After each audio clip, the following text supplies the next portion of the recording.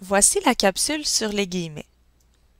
Les guillemets n'ont qu'un seul emploi, ce qui veut dire que vous n'aurez qu'un seul verbe à retenir pour les guillemets et il s'agit du verbe encadrer.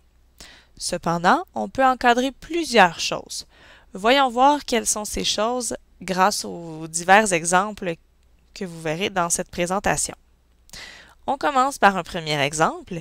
Si cette femme est cinéaste, elle doit sévèrement critiquer les films qu'elle visionne, se dit Léa.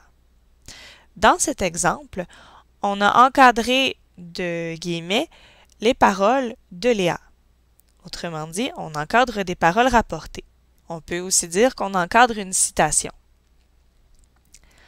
On a un deuxième exemple. Ils obtiennent une image médicale au moyen d'un dispositif de balayage. Dispositifs de balayage, ce sont des mots assez techniques.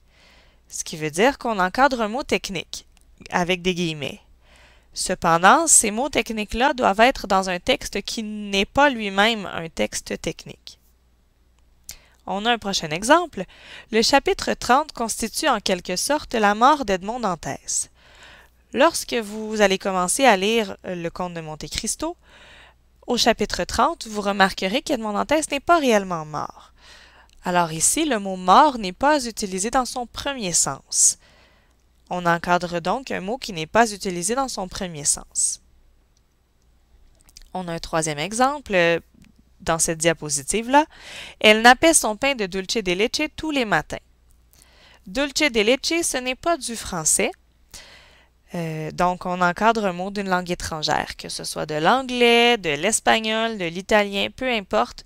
Lorsqu'on utilise un mot qui n'est pas du français, on doit le mettre entre guillemets. Pour la dernière utilisation, nous avons deux exemples.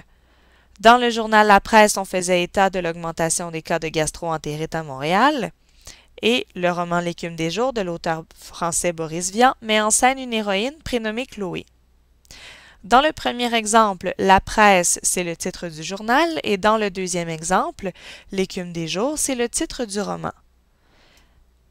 On peut donc dire qu'on encadre un titre avec des guillemets. Pour résumer, il n'y a qu'un seul emploi et c'est encadré.